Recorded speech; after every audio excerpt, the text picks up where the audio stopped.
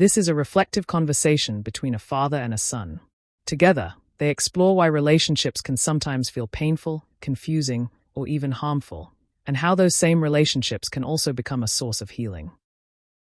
This first part invites understanding, honesty, and deeper awareness. In Part 3b, the focus shifts to practical exercises, simple, concrete ways to bring these insights into everyday life. Let's begin.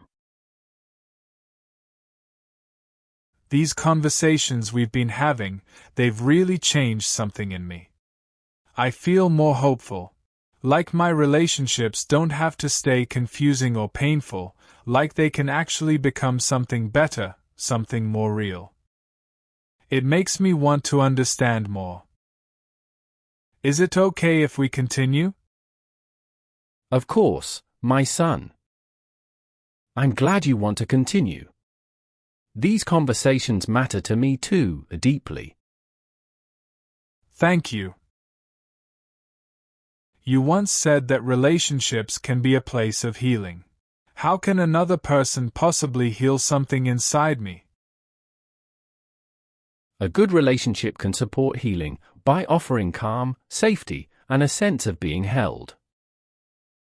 But what truly heals you is not the other person themselves, it is what becomes possible within you when you feel safe enough to be present, vulnerable, and real. That already feels important, like the healing isn't outside me after all. So what is it that actually holds the power to heal us? It's the contact with something authentic and steady inside you, something that exists independently of circumstances or other people. A relationship can remind you of it, but it cannot replace it. That feels grounding and strangely relieving. What do we need in order to access that deeper, more authentic place?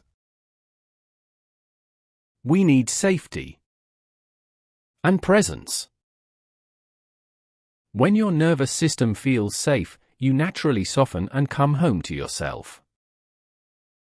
The shell you've been carrying begins to soften, creating space for something more real to come through. So safety isn't a luxury, it's a foundation. And when that safety isn't there, what happens then? Then the opposite occurs. Your body shifts into stress, defense, vigilance. And what could have been healing becomes harmful instead. That explains a lot. Can a partner actually make someone ill? Yes. A partner who cannot bear their own emotions, who cannot contain themselves, may unintentionally increase stress, fear, and insecurity in the other. And long-term emotional stress is deeply unhealthy. That's confronting, but it feels true. So it's not just about love, it's about emotional capacity? Indeed. Love without emotional presence can hurt, sometimes more than we realize. What heals is not intensity, but steadiness and presence, and the courage to truly see, and to be seen. I can understand that living in a relationship without emotional presence can be deeply damaging. And so we adapt, learning to live without emotional connection, something many of us may have learned early in our childhood homes, simply to survive emotionally. What do you think I could ask myself, or practice, to be more emotionally present with myself and with others? Ask yourself, what am I actually feeling right now on a deeper level? And show genuine interest in what you, and the person you're with, are feeling and need. Do it for real, not just while you're half doing what you usually do. Treat it as if it truly matters to you, and you'll notice that the things you were worried about begin to find their own way of sorting themselves out. Try to remember this. Whatever the other person does, there is always a feeling that drives their behavior. And the more interested you become in which feeling is actually guiding the other, the more deeply you will understand each other. But don't focus only on what tempts us in the moment, on surface feelings, or on what we want right now. Instead, turn toward what truly matters, what you both feel and need on a deeper level, and what is needed for you to become the best version of yourselves. That lands deeper than I expected. We so easily get stuck in a surface-level feeling or thought, instead of pausing and connecting with what we truly need. But, how do I know which needs come from my past, and which belong to now, to this situation? That distinction is essential. I'm glad you asked that. And that is also why you have to dare to pause, to be present with yourself, and to truly feel, to really feel, where what you are feeling and needing right now comes from. Is it something that echoes from your past or your upbringing, or is it something that genuinely belongs to the situation you are in right now? There is no shortcut or easy solution. This is inner work you have to do with yourself if you want a deeper, healthier, and more fulfilling relationship with another human being. I can already sense how often those get mixed up. Is it a weakness that our emotional needs were shaped in childhood, and that some of them may still live on in us? No. It's human. The only risk lies in not recognizing where they come from. I like the accepting and compassionate attitude, where it's okay to have different needs, including those shaped by the past, and where you don't have to be perfectly ready or free of a history. What happens if I don't really know where my needs come from? Then you may turn away from people who could actually meet you and your needs, not because they, or the relationship, lack love, but because you may be unsure of how love is allowed to be or feel, or because truly receiving what you need can feel frightening. That feels painfully accurate. It's so sad, because those who didn't receive the emotional care, safety, or closeness they needed as children are often the ones who need it most as adults. And still, that same closeness and care they actually long for, even if they do not acknowledge it, can feel unfamiliar, or even frightening, because it was missing early in life. So if I'm looking for a partner, how do I know if they can meet my emotional needs? By noticing how safe you feel being vulnerable and honest with them, and whether you can speak about your needs and sense that they truly try to understand you and what you need, before turning the focus to themselves. It sounds like it's less about them, or about analyzing who they really are and how they behave, and more about how seen and heard I feel, whether I like the version of myself that emerges there, and the quality of the emotional connection that grows between us. Is that something people usually talk openly about, their emotional needs? Often not. Many of us carry shame or uncertainty, and a fear of being vulnerable, because deep down we're afraid that our needs might be too much. I recognize that hesitation in myself. What if it feels hard to speak about what I need? Then meet that difficulty with understanding, warmth, and accepting compassion.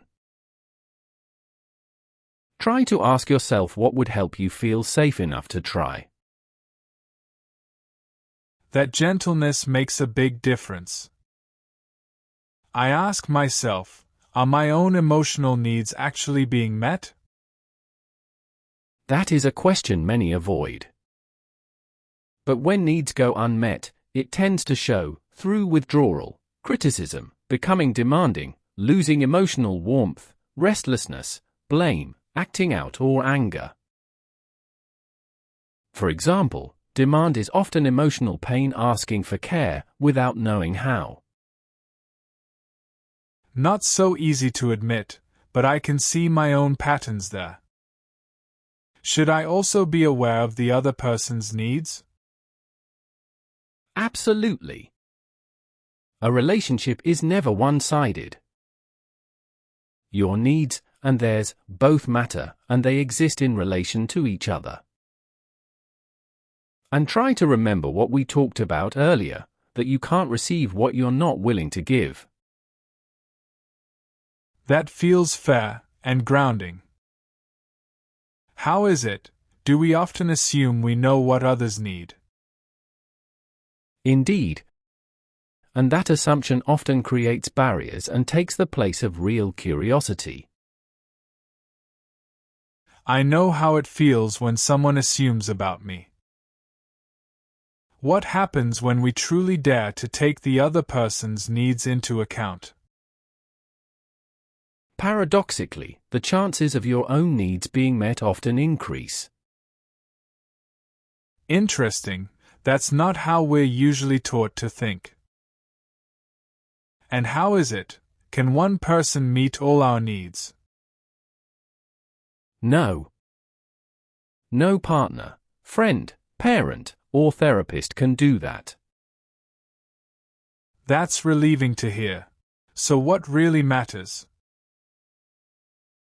Awareness, acceptance, contact, caring, a humble attitude, compassion and curiosity. Those words feel real and meaningful, not just surface-level ideas or theory. May I ask, how should I approach my needs? With kindness, not as something to fix or demand, but as something to stay in contact with, to become aware of, to understand, and to care for. That feels good, and like coming closer to myself. What are our deepest emotional needs? They are simple and profound. Safety, belonging, love, respect, freedom, understanding, meaning, joy, and fairness. I recognize myself in all of them. Are these needs universal? Yes. They belong to all of us, regardless of strength or independence. That makes me feel less alone. May I ask you something? What do you think is the greater human need, to love or to be loved? That's an interesting question. If I'm honest, my first thought is that it's to be loved.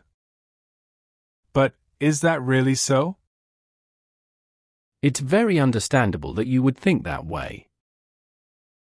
That idea is deeply embedded in Western culture and society. And yet, if we look more closely, it becomes clear that our deepest need is actually to love. Really? But what if you don't have anyone, no partner, to love? That's an important question, and surely one many people carry. The answer is this: real love is unconditional. And because of that, it can be directed toward anyone you meet. Anyone you are with, or even someone you simply hold in your thoughts. We can return to this later. But what matters most right now is this. When you loosen your grip on trying to get what you want, and dare to give wholeheartedly and unconditionally, you may discover that what comes to you is far greater than anything you could ever have imagined receiving. To dare to give wholeheartedly, that really resonates. So healing could begin with acknowledging our needs. Indeed. In yourself, and in others, with the courage to love and care unconditionally. As I said earlier, anything else is essentially a form of exchange. There is nothing wrong with that, as long as we don't mistake it for love. It feels good, as if I'm becoming more grounded, more deeply rooted in myself. And it makes me want to help my friends and my life partner understand these things too. I truly understand you. But try to remember this. You can change your world, your relationships, your partnership, and your relationship with your children, but only by changing your own way of being and relating. You can talk about these things, of course, but not in order to change the other person. As I've said before, we have no right to demand anything from another person. It's so important to remember that we have absolutely no right to try to change anyone. This applies to your children as well. You have no right to try to change them as persons, even if they do something you don't want them to do, or turn out differently than you had hoped. If you need to respond to something someone has done, then do so, but focus on what a more constructive behavior could be, or on what you yourself need in that situation. You still have no right to define or judge another person as who they are. The same applies when a child succeeds. If a child does well at something at home or in school, don't praise the child as a person. Instead, acknowledge and highlight what they did, the effort, the choices, or the actions that led to the success. By doing this, you lower the risk of a child developing an unhealthy self-confidence, where they believe they can manage life without effort or consideration for others. Even when you guide and support them, the most powerful way to do so is by being with them in the way you wish they could be with you and with others. And here too, the same truth applies: all real change begins with yourself.